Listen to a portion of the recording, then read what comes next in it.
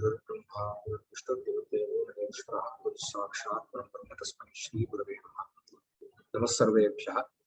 कविकुलगुरु कालिदास संस्कृत विश्वविद्यालयस्य school of शास्त्रिक learning इत्याख्येन शास्त्रविद्यागुरुकुलेन प्रचाल्यमानायां शास्त्रदीपिका व्याख्यानमालायां समेषां स्वागतम्।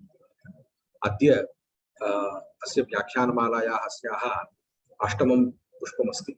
अस्मिन् व्याख्याने अस्माकं शास्त्रविद्यागुरुकुलस्य सञ्चालकाः तथैव साहित्यविभागे आचार्याः आचार्यपरागजोशी महाभागाः अभिधामूलव्यञ्जना इति विषयम् अधिकृत्य व्याख्यानं करिष्यन्ति। आचार्य भवद्भ्यः स्वागतम्।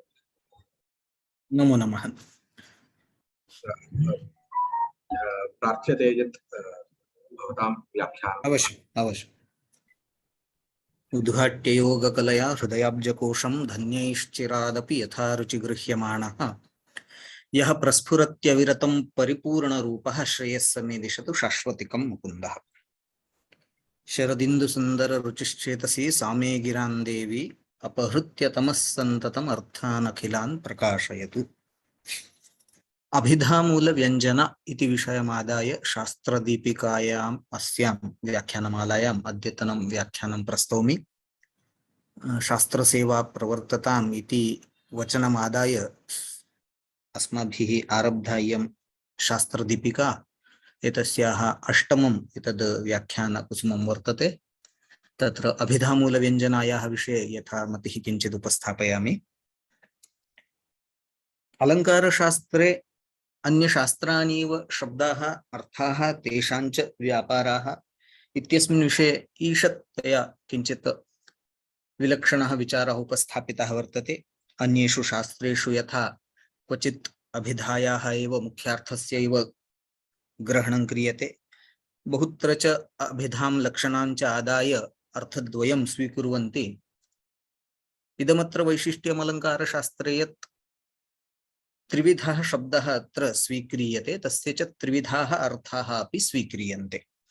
स्याद्वाचको लाक्षणिकः शब्दोऽत्र व्यञ्जकस्त्रिधा इति शब्दत्रैविध्यम् अलङ्कारशास्त्रे स्वीक्रियते। वाचकशब्दः, लाक्षणिकशब्दः, व्यञ्जकशब्दः इति।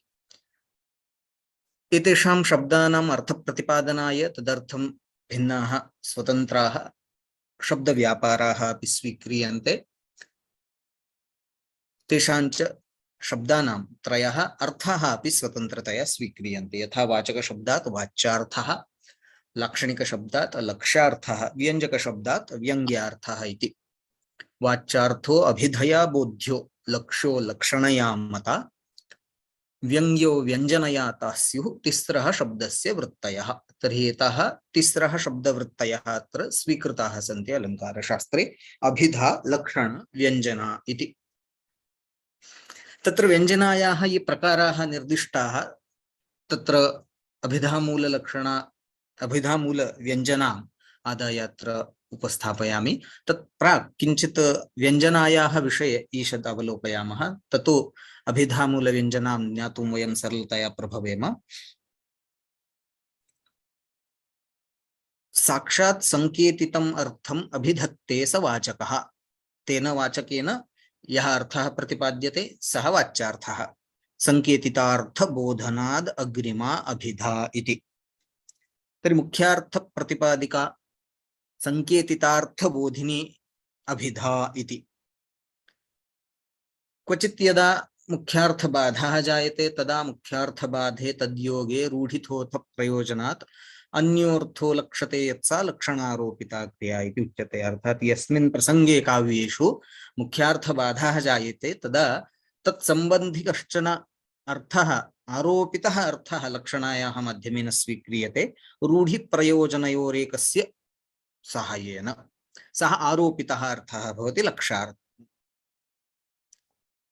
एतदनन्तरं यः तुरीयः तृतीयः केचन तिस्राम् अर्थात् तात्पर्याख्यां वृत्तिमपि केचन स्वीकुर्वन्ति इति कृत्वा ईशा तुरीया वृत्तिः इति उच्यते व्यञ्जना। ये च तात्पर्याख्यां वृत्तिं न मनुते तेषां मतानुसारम् एषा तृतीया इति। तर्हि अभिधा लक्षणा अथवा तात्पर्याख्या एताः वृत्तयः एते शब्दव्यापाराः यदा स्वं समर्थं बोधयित्वा विरताः भवन्ति तदनन्तरं यः अर्थः प्रतिपाद्यते सः भवति व्यङ्ग्यार्थः। स च व्यङ्ग्यार्थः व्यञ्जकशब्दात् व्यञ्जनाव्यापारेण प्रतिपाद्यते। तदर्थं च उच्यते विरतासु अभिधाद्यासु ययार्थो बोधते परः सा वृत्तिर्व्यञ्जनानाम शब्दस्यार्थादिकस्य च। अर्थात अभिधाद्यासु अभिधा लक्षणा एवं च तात्पर्याख्या वा वृत्तिः भूतो एतासां वृत्तीनां यदा कार्यं समाप्यते अथवा यदा ताः वृत्तयः विरताः भवन्ति स्वकर्मणः विरताः भवन्ति तदा यया अपरः परः अलौकिकः रमणीयः कश्चन अर्थः प्रतिपाद्यते सा व्यञ्जना वृत्तिः इति। सा च व्यञ्जना वृत्तिः शब्दस्य अर्थस्य आदिपदेन अन्येषामपि प्रकृतिप्रत्ययादीनामपि तत्र स्वीकारः क्रियते। तर्हि शब्दस्य अर्थादिकस्य च इयं वृत्तिर्भवति व्यञ्जना वृत्तिः। एतस्याः अनिवार्यत्वविषये तस्याः स्वीकारविषये महान् विचारः तत्र पूर्वपक्षिणां विरोधः बहुत्र दृश्यते। स च अन्यः विषयः तत्र नाधिकं प्रस्तौमि यतोहि अभिधः मूलव्यञ्जनां वयमद्य पश्यामः। किन्तु ईषत् तत्र किमर्थम् एतस्याः तुरीयायाः वृत्तेः स्वीकारः, किमर्थं स्वतन्त्रतया व्यञ्जनावृत्तेः स्वीकारः, किमर्थं वा तत्र अभिधा वा लक्षणा वा तात्पर्याख्या वा वृत्तिः तमर्थं बोधयितुं न पारयन्ति इति चेत् तत्र काव्यप्रकाशकारः वदति आचार्यमठः नाभिधा समयाभावात् हेत्वाभावान् न लक्षणा।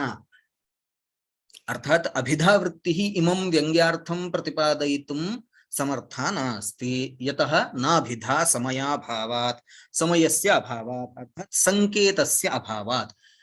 अभिधायाः कार्यं तावत् संकेतितार्थबोधनं। तर्हि यमर्थं व्यङ्ग्यार्थत्वेन वयं स्वीकुर्मः तत्र तस्य शब्दस्य संकेतः न भवति।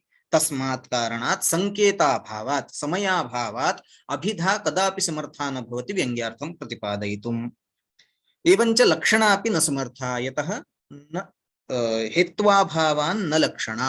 हेतूनाम् अभावात् लक्षणा अपि व्यङ्ग्यम् अर्थं प्रतिपादयितुं समर्था नास्ति यतोहि लक्षणायाः बीजमेव अर्थानुपपत्तिः अथवा अन्वयानुपपत्तिः इति स्वीक्रियते। यावत्पर्यन्तं मुख्यार्थबाधः न जायते यदा वा किञ्चित् रूढी अथवा प्रयोजनयोरेकं किमपि न आद्रियते तेन विना एतेन हेतुना विना अथवा मुख्यार्थबाधः तद्योगः रूढिप्रयोजनयोरेकं यावत्पर्यन्तं न स्वीक्रियते तावत्पर्यन्तं लक्षणायाः स्वीकारः ग्रहणम् अनुचितमेव। व्यङ्ग्यार्थ प्रतिपादन समये एतादृशाः न केऽपि विषयाः तत्र दरीदृश्यन्ते यत्र वा मुख्यार्थबाधः अपेक्षितः भवेत्। हेतूनाम् अभावः वर्तते तस्मात् हेतूनाम् अभावात् लक्षणापि व्यङ्ग्यम् अर्थं बोधयितुं समर्था न भवति।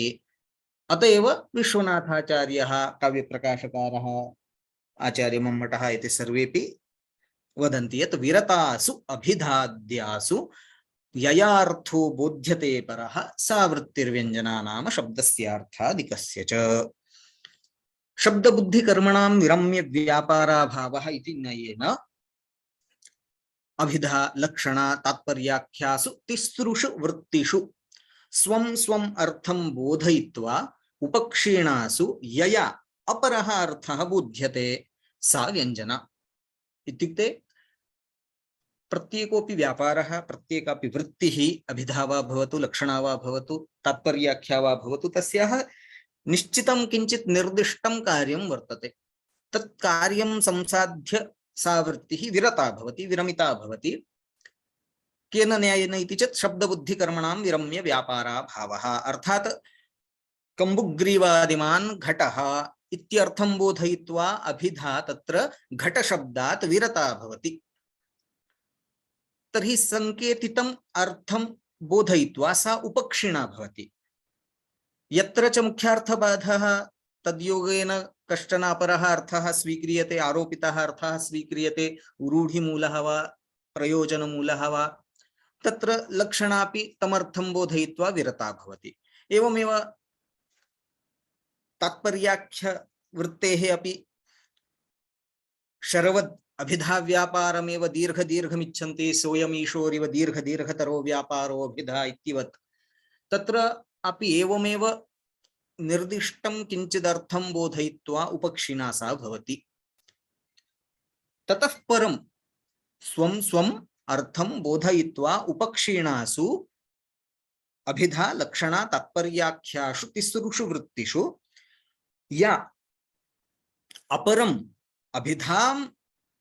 अभिधा प्रतिपाद्यमानं लक्षणया प्रतिपाद्यमानं तात्पर्याख्यया प्रतिपाद्यमानं अर्थं विहाय अपरम अलौकिकं रमणीयं लोकोत्तरं किंचित् अर्थं प्रतिपादयति सा वृत्तिः व्यञ्जना इति। अतः सा व्यञ्जना वृत्तिः शब्दस्य अर्थस्य प्रकृतिप्रत्ययादेश्च शक्तिः व्यञ्जनं ध्वननं गमनं प्रत्यायनम् इति विभिन्ननाम्ना ज्ञायते। सा व्यञ्जना वृत्तिः इति। विशेष्यं नाभिधा गच्छेत् इत्यादि न्यायेन अथवा शब्दबुद्धिकर्मणो निरम्यव्यापाराभावः इति न्यायेन अत्र सर्वत्रापि अन्यासां वृत्तीनाम् अन्येषां व्यापाराणां सामर्थ्यं नास्ति इति प्रदर्श्य व्यङ्ग्यार्थ प्रतिपादन निमित्तं स्वतन्त्रतया व्यञ्जना व्यापारः सर्वैरपि अत्र अलङ्कारशास्त्रे स्वीक्रियते। स च व्यञ्जना व्यापारः सा व्यञ्जना वृत्तिः द्विविधा।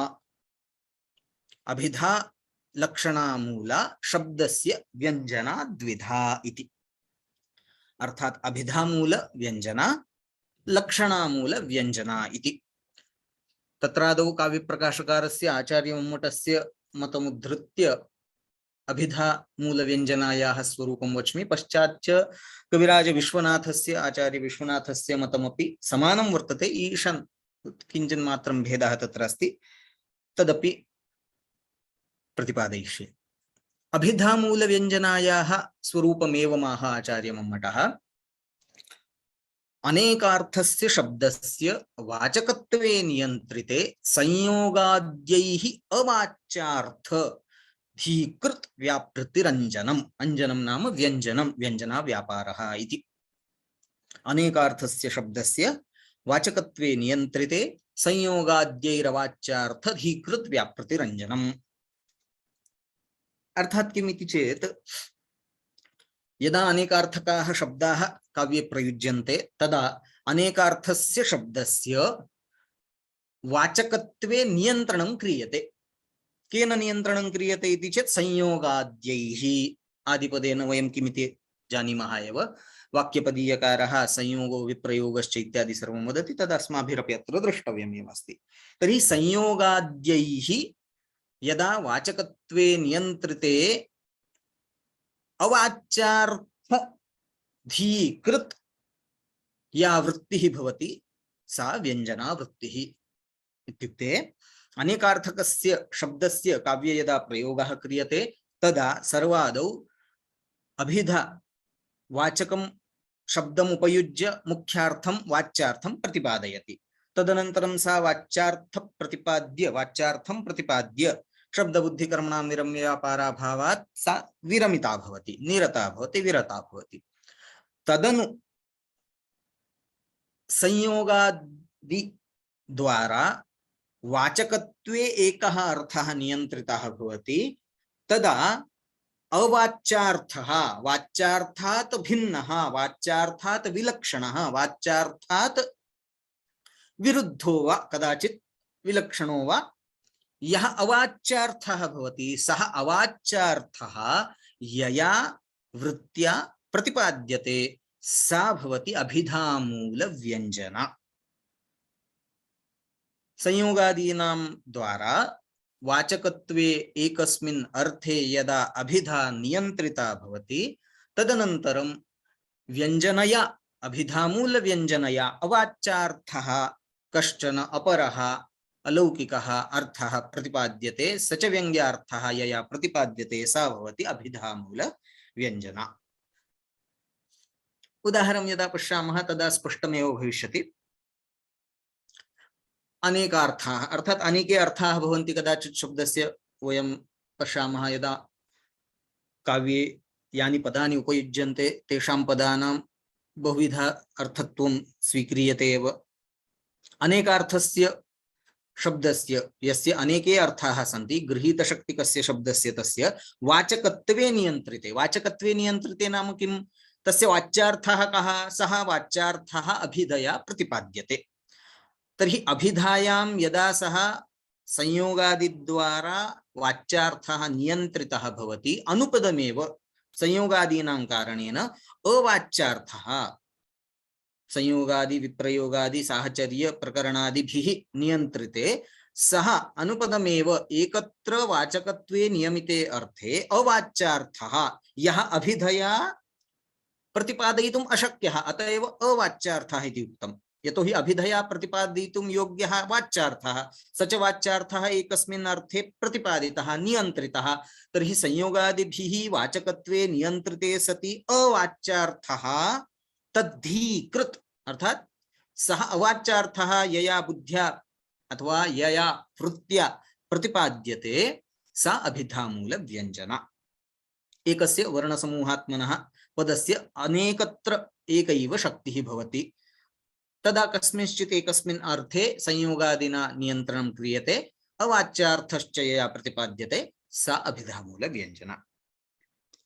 तर्हि कदाचित् एवमपि प्रश्नः भवितुमर्हति यत् एतादृशः विचारः अथवा एतादृशः प्रयोगः तु श्लेषादि अलङ्कारेषु अपि भवत्येव। श्लेषालङ्कारेऽपि अनेकार्थपदानां प्रकरणादिभिः एकस्मिन् अर्थे नियन्त्रणं भवति, अनन्तरम् अपरः अर्थः स्वीक्रियते एव।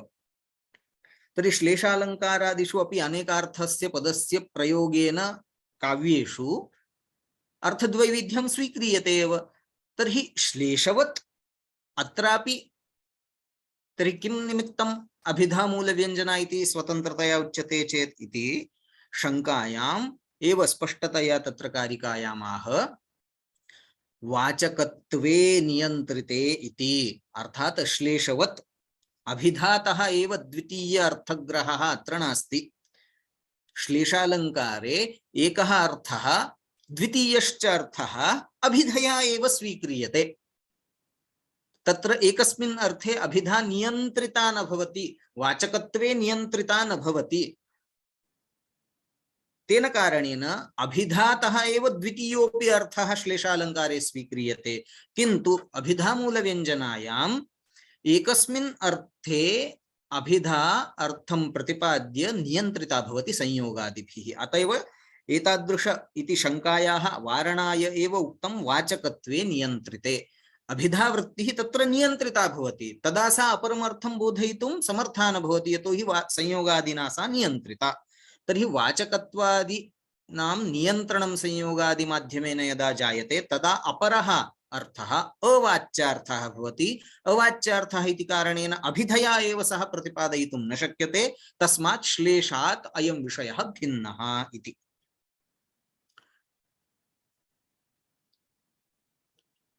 इदानीम् एते संयोगादयः के इति अथवा किं तद् इति चेत् वाक्यपदीयकारः वदति संयोगो विप्रयोगश्च साहचर्यं विरोधिता अर्थः प्रकरणं लिंगं शब्दस्यान्यस्य सन्निधिः सामर्थ्यम् औचिति देशः कालो व्यक्तिस्वरादयः शब्दार्थस्य अनवच्छेदे विशेष स्मृति हेतवः इति। अनेकार्थ शब्दानां संयोगादीनां उल्लेखं वाक्यपदीयकारः वदति। 14 संयोगाद्यः सन्ति। संयोगः, विप्रयोगः, साहचर्यं, विरोधिता, अर्थः, प्रकरणं, लिंगं, शब्दस्य अन्यस्य सन्निधिः, सामर्थ्यं, औचितिः, औचित्यं, देशः, कालः, व्यक्तिः, स्वरादयः एते संयोगादयः शब्दार्थस्य अनवच्छेदे विशेष स्मृति हेतवः। भर्तृहरिः स्पष्टं वदति शब्दार्थस्य अनवच्छेदे एते विशेष स्मृति हेतवः भवन्ति। एतेषामेव अभिधा नियामकाः इत्यपि अपरं नाम।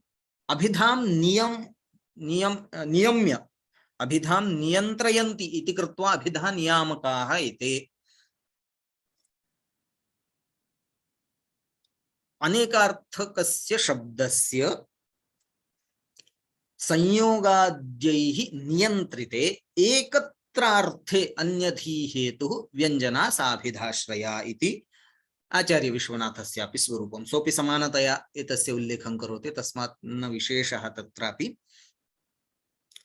एकैकम् उदाहरणं पश्यामः अभिधामूलव्यञ्जनायाः एते संयोगाद्ययः कथम् एकस्मिन् अर्थे वाचकस्य नियन्त्रणं कृत्वा अपरम् अवाच्यार्थं प्रतिपादयन्ति यः च अभिधामूलव्यङ्ग्यार्थः इति वक्तुं शक्यते।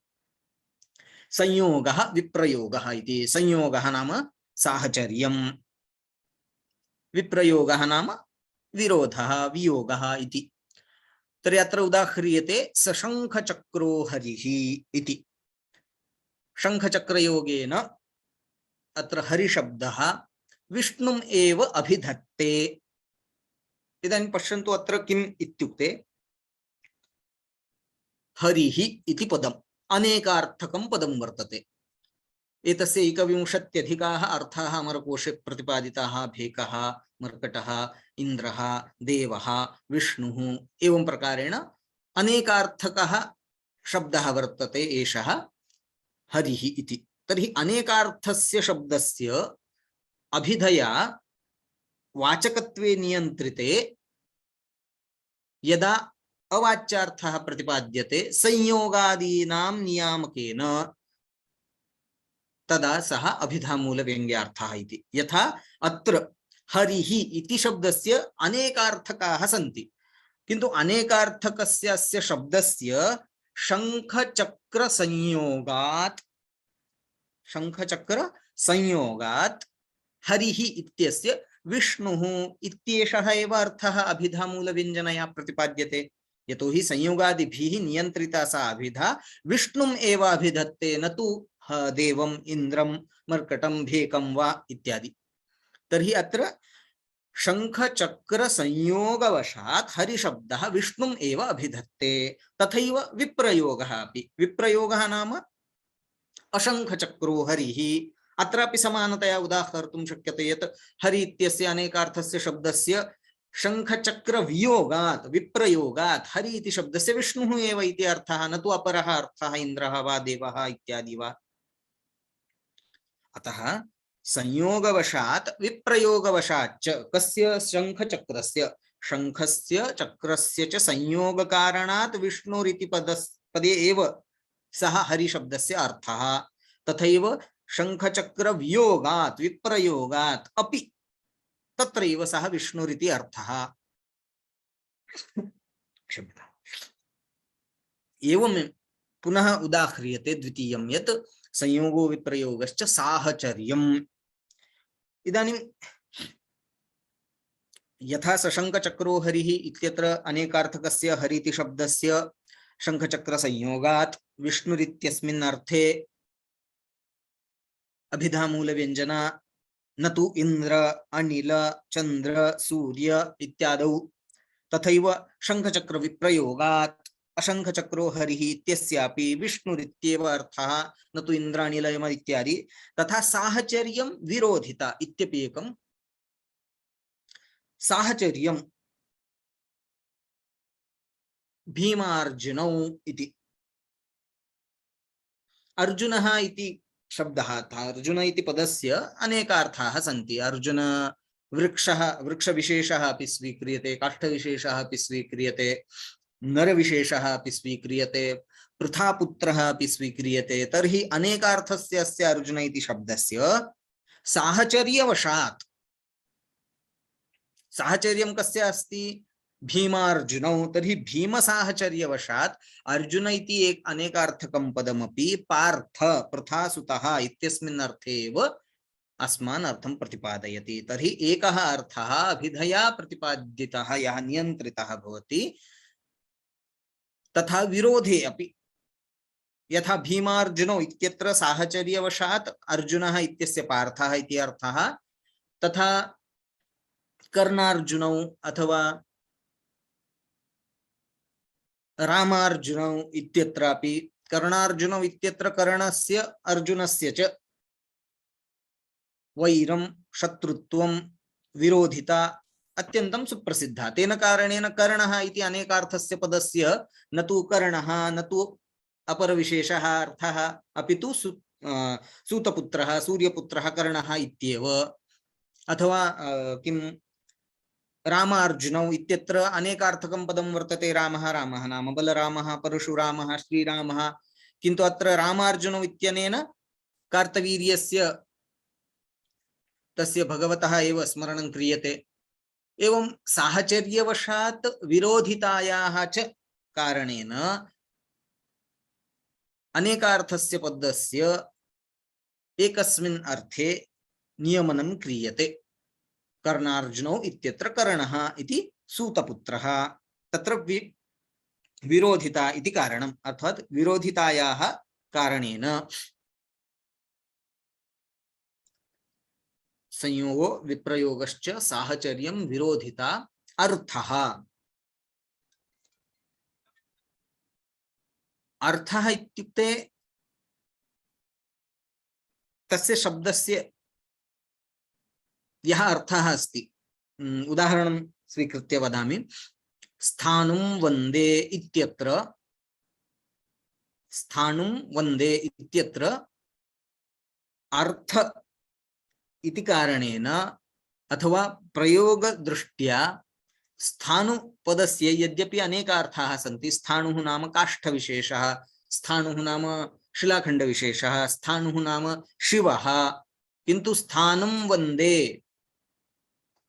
वन्दनं यस्य क्रियते स तु भगवान् शिवः एव भवितुम् अर्हति इति कारणेन अत्र अर्थात् अर्थकारणेन अभिप्रायमात्रात् सत्र भगवान् शिवः एव न तु काष्ठविशेषादि इति नियमनं क्रियते अर्थः प्रकरणं प्रकरणं नाम सन्दर्भः कदाचित् सर्वं जानाति देवः इति एकं वाक्यमस्ति इदानीं देवः इति पदस्य अनेकार्थाः सन्ति देवः नाम ईश्वरः देवः नाम राजा देवः नाम भवान् इत्यपि तर्हि इदानीं यदि कश्चन राजपुरुषः एतद् वाक्यं राजसभायां ब्रूते तर्हि सर्वं जानाति देवः इत्यत्र देवः इति शब्दस्य भवान् इति अर्थः अथवा राजा इति अर्थः न तु देवविशेषः ईश्वरविशेषः इति एवं प्रकरणनियमकं लिंगम अर्थः प्रकरणं लिंगम कुपितो मकरध्वजः इति उदाहरणं मकरध्वजः नाम समुद्रः मकरध्वजः नाम मकरे मकरः यस्य ध्वजे वर्तते सः मकरध्वजः अर्थात् कामदेवः अपि तर्हि अत्र कथं लिंगविशेषकारणात् अर्थात् कुपितः इति पदं यद्वर्तते तद् पुल्लिङ्गे प्रयुक्तं वर्तते तेन कारणेन कुपितः इति व्यक्तिविशेषत्वविशेषः अत्र ज्ञायते इति कारणेन लिङ्गवशात् मीनध्वजरूपवशात् धर्मशेषकारणात् मकरध्वजशब्दस्य एकः एव अर्थः अत्र स्वीकर्तुं शक्यते स तु कामदेवः न तु समुद्रः इत्यादि यतो हि समुद्ररूपे अर्थे लिङ्गविशेषात् धर्मविशेषात् सः न अन्वेति अर्थः कुपितः इति तस्मात् लिङ्गनियामककारणात् अत्र मकरध्वजः इत्यस्य कामदेवः इत्येव अर्थः संयोगो विप्रयोगश्च साहचर्यं विरोधिता अर्थः प्रकरणं लिङ्गं शब्दस्यान्यस्य सन्निधिः शब्दस्यान्यस्य सन्निधिः नाम शब्दान्तरसान्निध्यं शब्दान्तरसान्निध्यम् इत्युक्ते एकस्मिन् वाक्ये अपरः शब्दः यः वर्तते तस्य सन्निधिवशात् यथा वयं वाक्यं स्याद्योग्यता आकाङ्क्षा आसक्ति युक्तः पदोच्चयः इति वदामः तथा अत्रापि सान्निध्यं यदस्ति तेन सान्निध्येनापि तस्य नियमनं जायते अनेकार्थस्य शब्दस्य उदाहरणं किम् इति चेत् देवः पुरारिः इति इदानीं पुरारिः इति पदस्य अनेके अर्थाः भवितुम् अर्हन्ति पुरमित्यस्य देहमिति अर्थः पुरमित्यस्य नगरम् इति अर्थः पुरमित्यस्य अनेके अर्थाः सन्ति तस्य अरिः तस्य शत्रुः इति अर्थं स्वीकृत्य यदि पश्यामः चेत् बहुविधाः अर्थाः प्रतिपाद्यन्ते किन्तु अत्र देवः इति यः शब्दः वर्तते तस्य सान्निध्यवशात् पुरारिः इत्यस्य त्रिपुरारिः शिवः इत्येव अर्थः, न तु अन्यार्थविशेषाः। किमर्थं? शब्दान्तरसान्निध्यवशात् नियमनम् अभवत्। तर्हि अत्र पुरारिः इति अनेकार्थकं पदं शिववाचकमेव भवति, न तु शत्रुनगरसंहारक राजवीरादि इत्यादि।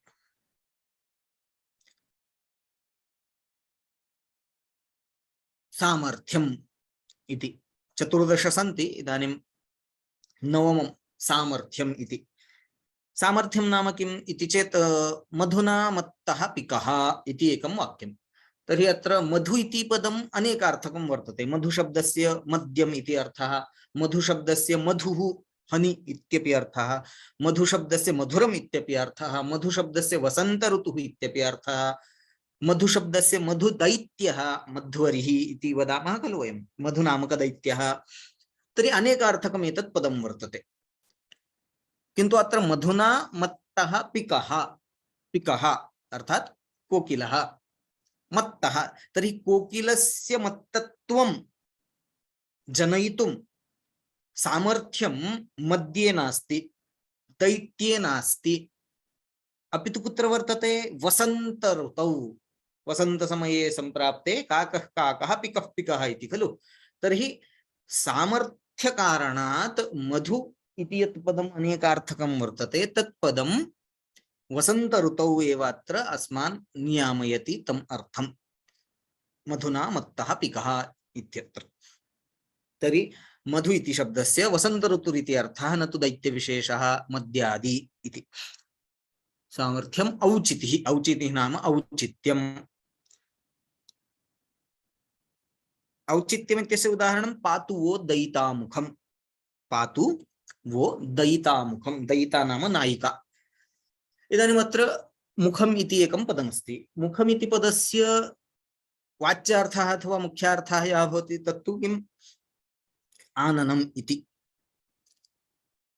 अपरोऽपि अर्थः अस्ति साम्मुख्यम् इति। अत्र कः अर्थः अभिप्रेतः इति चेत् औचित्यं किं?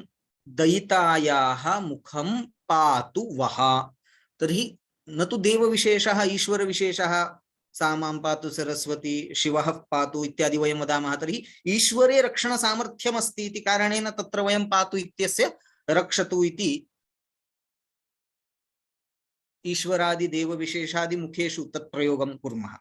किन्तु अत्र दयितायाः मुखे आननविशेषे तादृशं सामर्थ्यं विशिष्टं किञ्चित् नास्ति एव। तस्मात् पातु रक्षतु दयितायाः मुखम् इत्यस्य पदस्य, मुखम् इत्यस्य पदस्य आननम् इति न अर्थः, अपि तु साम्मुख्यम् इति। अनुकूलतायाः साम्मुख्यं यदि भवति चेत् तदेव तस्याः साम्मुख्यम् अस्मान् रक्षतु इति अर्थः, न तु मुखम् आननम् इत्यादि अर्थः। सामर्थ्यम् औचिति देशः। देशः इत्युक्ते विभाति गगने चन्द्रः इति। विभाति गगने चन्द्रः इति उदाहरणम्। देशविशेषः कः वर्तते? आकाशम्। स्थानविशेषं किञ्चित् अत्र प्रतिपादितमस्ति। अतः चन्द्रः इति पदं यद्यपि कर्पूरादि विभिन्नेषु अर्थेषु प्रयुक्तमस्ति चेदपि देशविशेषत्वात् अत्र चन्द्रमसः एव अभिप्रायः, न तु कर्पूरादि विभिन्नार्थानां पदानाम् अत्र स्वीकारः। तस्मात् विभाति गगने चन्द्रः इत्यत्र कर्पूरादि अर्थेषु अपि प्रयुक्तं, वाचकादिभिः अपि प्रतिपाद्यं तद् नियन्त्रितं भवति देशविशेषात्। तत्कारणेन अत्र चन्द्रमाः इत्येव अर्थः, न तु कर्पूरादि विशेषः देशकारणात्। सामर्थ्यमौचिति देशः। कालः। कालः इत्युक्ते यस्मिन् काले यद्वाक्यं वयं वदामः तदनुसारं, यथा गतोऽस्तमर्कः, गतोऽस्तमर्कः इति पदं यदस्ति तस्य पदस्य सायंकालीनः अर्थः यद्यपि अस्ति चेदपि ब्राह्मणानां कृते सायंकालीन संध्यासमयः समुपन्नः इति, गावो निरुन्ध्यन्तामिति गोपालानां कृते, अभिसरणार्थं प्रवर्तताम् इति अभिसारिकाणां कृते एवं प्रकारेण नानाविध अर्थाः तत्र प्रतिपादयितुं शक्यन्ते। क्षणमेकम्, अत्र विद्युत् नास्ति। इदानीं अत्र विशिष्य एतस्य ग्रन्थस्य उदाहरणं यदस्ति तत् किमिति चेत् निशिचित्रभानुः इति। तर्हि कालः इत्युक्ते अत्र निशि इति पदेन निशायां रात्रौ इति कालः निर्दिष्टः। तर्हि रात्रिविशेषः वर्तते। तर्हि रात्रिविशेषकारणात् चित्रभानुः इति पदस्य अग्निः सूर्यः इति अनेकार्थाः सन्ति चेदपि रात्रौ चित्रभानुः इति कारणेन तत्र सूर्यः तु भवितुं नार्हति एव, यतोहि सूर्यस्य कालः दिने एव भवति इति कारणात् चित्रभानुः इति पदस्य अग्निविशेषः इति अर्थः अत्र स्वीक्रियते। एवं सामर्थ्यम् औचिति देशः कालः व्यक्तिः। व्यक्तिः इत्यत्र किम् इत्युक्ते भाति रथाङ्गम्। रथाङ्गम् इति पदमत्र नपुंसकव्यक्त्या रथस्य चक्रम् एव अर्थं बोधयति, न तु रथाङ्गम् इति पदस्य चक्रवाकः इत्यपि अर्थः। किन्तु नपुंसकलिङ्गे प्रयुक्तं व्यक्तिविशेषतया प्रयुक्तं नास्ति इति कारणेन रथाङ्गम् इति पदस्य रथचक्रम् इति अर्थः, न तु चक्रवाकः इति। तर्हि कालो व्यक्तिः स्वरादयः। स्वरस्य विषये अत्र अलङ्कारशास्त्रादिषु तु अधिकतया न केनापि ग्रन्थकारेण उक्तं, यतोहि स्वरस्तु वेदे एव विशेष प्रतीतिकृत् वर्तते इति कृत्वा काव्ये तस्य विषयः न उदाह्रियते। यतोहि एकः वर्णः स्वरतो एकः शब्दः स्वरतो वर्णतो वा मिथ्या प्रयुक्तो न तमर्थमाह स वाग्वज्रो यजमानं हिनस्ति यथेन्द्र शत्रुः स्वरतोपराधात् इति पाणिनीयशिक्षायामपि अस्माभिः पठितमेव, यत् इन्द्रशत्रुर्वर्धस्व इत्यत्र स्वरस्यापि कथम् इतस्ततः किञ्चिद्वा आरोहावरोहः जायते चेत् अर्थवैविध्यं भवितुमर्हति। तर्हि तत्र वेदे एव विशेष प्रतीतिकृत् अर्थनियामकत्वं स्वरस्य द्रष्टुं शक्यते, काव्येन तथा इति कृत्वा अत्र 14 संयोगादीनाम् अभिधानियामकानां परिचयं प्रदाय एतेषां माध्यमेन यदा वाचकत्वादीनां नियन्त्रणं जायते एवञ्च अवाच्यार्थः यः अस्ति सः अवाच्यार्थः यया वृत्त्या प्रतिपाद्यते सा व्यञ्जनावृत्तिः इति। सा एव अभिधामूल व्यञ्जना इति अनेकार्थस्य शब्दस्य वाचकत्वे नियन्त्रिते संयोगाद्यैः अवाच्यार्थ धीकृत व्याप्तिरञ्जनम्, अञ्जनं नाम व्यञ्जनम् अर्थात् अभिधामूल व्यञ्जना इति। तर्हि एवम् अत्र केवलम् ईशन् लघुमात्रमत्र प्रतिपादितं। वस्तुतः नैके विषयाः अत्र सन्ति, क्रमशः तेषामपि अवलोकनं वयम् अग्रे कुर्मः। सर्वेपि सोत्साहं श्रुतवन्तः, तदर्थं सर्वेभ्योऽपि धन्यवादाः। धन्यवादाः आचार्य। साहित्यशास्त्रे एवं रीत्या प्रतिपादनं यदस्ति तत् किञ्चित् तथा बहु न क्रियते, यतः प्रायः साहित्यमित्यनेन सर्वदा पद्यानां श्लोकानाम् अलङ्काराणां विषये एव बहुधा चर्चा भवति। किन्तु तत्रापि प्रवेजविषयेषु एवं लक्षणादिविचाराणां च अत्यन्तम् इदम् उपयोगितया अयं विषयः अत्यन्तम् औपयोगिकः भवति। तत्र मम काचित् जिज्ञासा विद्यते। अवश्यम्। इदानीं ये तत्र प्रकाराः उक्ताः, नाम नियामकाः, अर्थनियामकाः उक्ताः, एते सर्वेपि किं न्यायशास्त्रे तु समभिव्याहारः इति शब्दः प्रयुज्यते। शब्दसमभिव्याहारः, यथा इदानीं कृष्णशब्दसमभिव्याहारात् रामशब्दस्य श्रीरामचन्द्रे तत्र तात्पर्यं दृश्यते। तर्हि शब्दसमभिव्याहारेषु एव एते विशेषाः इति स्वीकर्तुं शक्यन्ते वा, अथवा एतेषां पृथक् अन्यत् किञ्चित् अपूर्वं प्रयोजनम् अस्ति वा? अपूर्वं प्रयोजनं नाम तदेव वाचकत्वादीनां नियन्त्रणं विधातुमेव एतेषां विशिष्टं प्रयोजनम्। अर्थात् कर्णार्जुनौ भीमार्जुनौ इत्यत्र उभयत्रापि अर्जुनपदं समानं, किन्तु कर्णविरोधितायाः वशात् कर्णस्य भिन्नः अर्थः, भीमस्य साहचर्यवशात्। तर्हि वाचकत्वे नियन्त्रणम् इति प्रथमः अंशः, पुनः अवाच्यार्थ प्रतिपादनं यतोहि मूलं किमस्ति इत्युक्ते अभिधया सह अपरः अर्थः प्रतिपादयितुं न शक्यते यतोहि अन्विताभिधानवादिनः यथा वदन्ति खलु किं सोऽयम् ईशोरिव दीर्घ दीर्घतरो व्यापारो अभिधा इति अर्थात् एक एव बाणः किं धनुषः मुक्तः भवति तदनन्तरं च शत्रोः हृदयं प्रविश्य तस्य प्राणान् संहरति तद्वत् शरवद् अयम् अपि एषः अभिधः व्यापारः एव वाच्यार्थमपि प्रतिपादयति तदनन्तरं लक्ष्यार्थमपि प्रतिपादयति एवञ्च अग्रे गत्वा सः व्यङ्ग्यार्थमपि प्रतिपादयति इति यदस्ति तत् किञ्चिदत्र निराकर्तुम् उक्तमस्ति प्रत्येकस्यापि व्यापारस्य प्रत्येकस्यापि वृत्तिविशेषस्य निर्दिष्टं किञ्चित् कार्यमस्ति अभिधा सङ्केतितार्थबोधने एव प्रवृत्ता तस्मात् सङ्केतितम् अर्थं बोधयित्वा सा विरता एव भवति तर्हि तस्याः कार्यं यदा समाप्यते तदनन्तरं यः अपरः अर्थः स्वीक्रियते तस्य अर्थस्य निमित्तम् इयं व्यञ्जना यतोहि व्यञ्जनायाः अनिवार्यत्वम् अथवा स्वीकारः करणीयः इति बहवः तद् निराकुर्वन्ति यथा अन्विताभिधानवादिनः यत्परशब्दः स शब्दार्थः इति हृदये गृहीत्वा शरवद् तत्र लोचनकारः अभिनवगुप्तपादाचार्याः वदन्ति योऽपि अन्विताभिधानवादी वदति किं यत्परशब्दः स शब्दार्थः इति हृदये गृहीत्वा शरवद् अभिधा व्यापारमेव दीर्घदीर्घत्वम् इच्छति तर्हि तत्र अभिनवगुप्तस्य पृच्छा वर्तते तस्य यदि दीर्घो व्यापारः तद् एको असौ इति वा विभिन्नः एकौ चेत् भिन्नविषयत्वात् एकत्वं कथं यदि च अनेकौ असः अथवा एषः व्यापारः अनेकत्वं यदि धत्ते तद्विषयसहकारी भेदात् असाजातीयः एव युक्तः सजातीय चेति अर्थे विरम्य व्यापारः वा शब्दबुद्धिकर्मणां विरम्य व्यापाराभावः इतिवत् निषिद्धः भवति असाजातीयः अनेकत्वविषयकः यदि स्वीक्रियते चेत् अस्माकमपि सः एव पक्षः यत् व्यङ्ग्यार्थबोधननिमित्तं स्वतन्त्रतया व्यञ्जना इति व्यापारः स्वीक्रियन्तां न तु अभिधः तत्र समर्था न वा लक्षणा इति तर्हि विशिष्टम् उद्दिष्टम् एतदस्ति यत् व्यञ्जनावृत्तेः प्रतिपादनम् एतत् सर्वं कर्तुमेव एषः प्रयासः